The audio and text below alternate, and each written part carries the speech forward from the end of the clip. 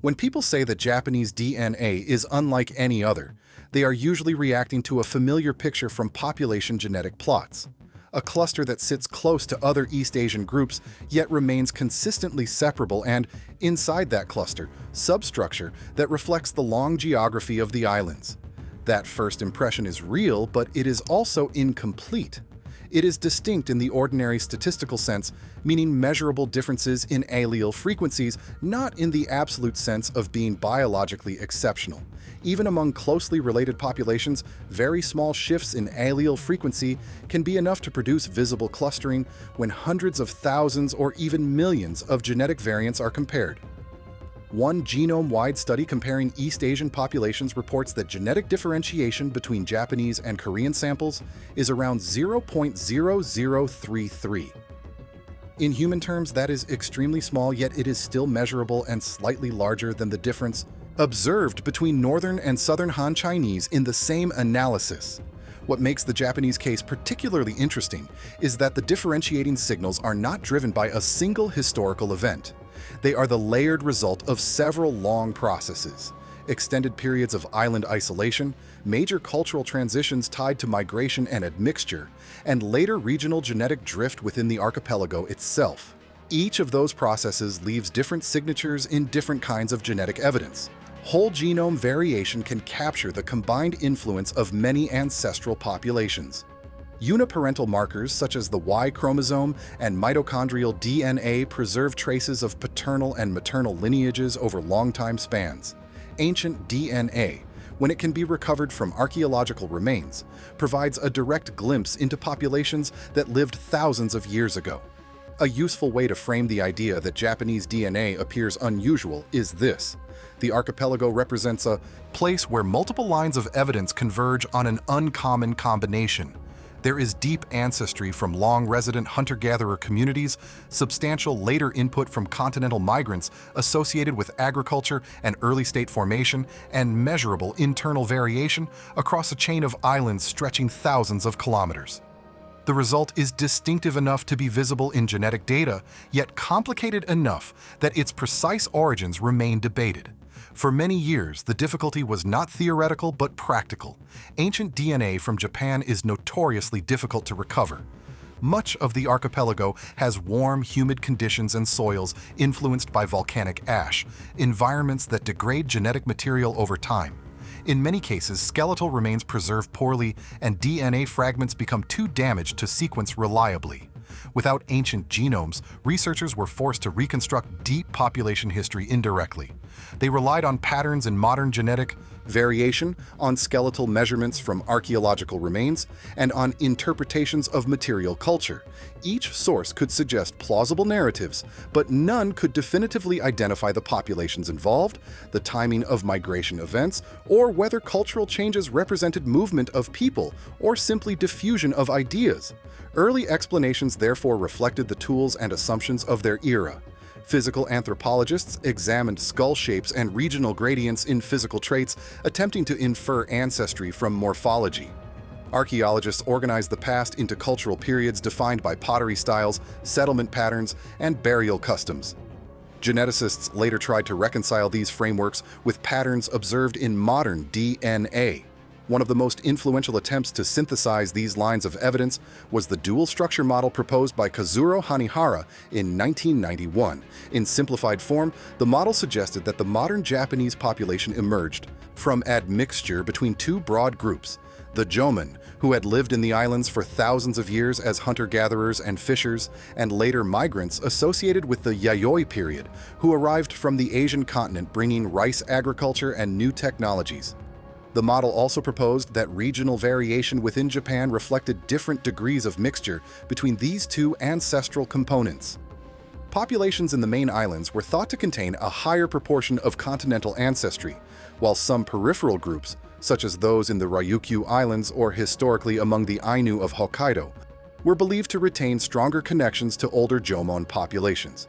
One reason the model became influential is that it attempted to explain multiple observations simultaneously: geographic gradients in physical traits, Regional cultural differences and patterns in early genetic studies could all be interpreted within the same framework. It provided a simple narrative, an ancient island population followed by a wave of agricultural migrants whose descendants gradually blended together. Yet even when the model appeared convincing, it left open questions. If the Jōmon and Yayoi formed the two ancestral layers of the Japanese population, where had those groups originally come from? Were the Yayoi migrants a single wave of farmers or several migrations over centuries? And how much of the older Jōmon population survived the transition to agriculture? Genome-wide genetic studies conducted before the era of ancient DNA began to provide partial answers. Analyses using hundreds of thousands of genetic markers revealed clustering patterns within the archipelago itself. Some studies identified two broad clusters corresponding roughly to the main islands and the Ryukyu chain. Others detected regional gradients within Honshu and neighboring islands. These findings supported the general idea that the population was heterogeneous rather than uniform. But they did not fully resolve the deeper historical questions. In fact, some analyses hinted that the dual structure model might be too simple. While the results broadly supported the notion of Jōmon and continental ancestry, the precise origins of those ancestral populations remained unclear. The situation changed dramatically when ancient genomes from Japan began to appear. Sequencing DNA directly from individuals who lived during the Jōmon period provided the first concrete evidence about the genetic profile of those early inhabitants. One of the earliest high-quality Jōmon genomes showed that this population formed a deep lineage relative to other East Asian groups. The divergence appeared to date back tens of thousands of years, possibly reflecting an early migration into the archipelago, followed by long isolation as rising sea levels separated the islands from the mainland after the last ice age. This genetic isolation left clear signatures. Some Jōmon individuals showed long stretches of identical DNA segments known as runs of homozygosity, which can indicate a historically small population size. Estimates based on genomic data suggested that the effective population of Jōmon communities may have been relatively small for extended periods. Yet the introduction of agriculture did not produce the kind of genetic replacement sometimes observed elsewhere. Ancient genomes from individuals associated with the Yayoi cultural horizon show evidence of admixture rather than total displacement. In other words, migrants bringing rice farming appear to have mixed with local populations rather than simply replacing them. More recent paleogenomic studies analyzing individuals from multiple time periods have suggested an even more complex picture. Some researchers now propose a tripartite model in which modern Japanese populations derive ancestry from three main sources: the ancient Jōmon, migrants associated with the Yayoi agricultural transition, and a later influx of continental ancestry during the Kofun period, when political centralization and stronger links with mainland Asia reshaped the archipelago. According to one analysis, the Jōmon component in modern Japanese populations may account for roughly 9 to 11% of ancestry under certain modeling assumptions.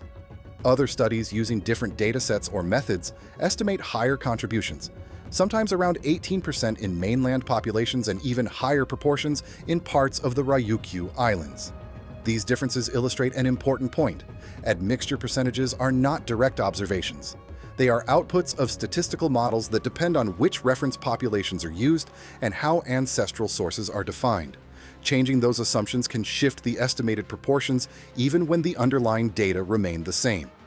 Geography adds another layer to the story. The Japanese archipelago is not a single uniform landscape, but a chain of islands extending over a considerable distance.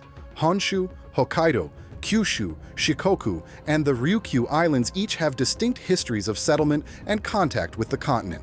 Genomic studies repeatedly detect patterns that follow this geography. Populations in the Ryukyu Islands often show slightly higher proportions of ancestry linked to earlier layers, while mainland populations exhibit different mixtures of continental inputs associated with later historical periods. These differences do not imply sharp divisions, but rather gradual shifts across regions. Uniparental markers reveal yet another dimension of the archipelago's genetic past. Y chromosome studies have identified several lineages common among Japanese males. One of the most notable is haplogroup DM55, which occurs at relatively high frequencies in Japan while remaining rare elsewhere. Other haplogroups linked to continental East Asian ancestry are also present, reflecting later migrations and admixture. Mitochondrial DNA, inherited through maternal lines, paints a somewhat different picture. Studies examining complete mitochondrial genomes suggest continuity in maternal lineages across long time spans, alongside evidence of demographic expansions after the adoption of agriculture. As whole genome sequencing datasets have grown larger, researchers have begun to examine Japanese genetic variation at unprecedented resolution. Rare variants and regional patterns confirm the presence of fine-scale population structure within the islands. Some genomic regions also show signals consistent with recent natural selection, particularly in genes related to alcohol metabolism and immune response. Other findings highlight differences in the frequency of archaic human DNA segments inherited from Neanderthals or Denisovans. These segments are present in all non-African populations, but appear at different frequencies in different regions, including Japan. Yet even with this growing body of evidence, important questions remain unresolved. Ancient DNA sampling from the Yayoi and Kofun periods is still limited, leaving uncertainty about the precise routes and timing of migrations from the continent.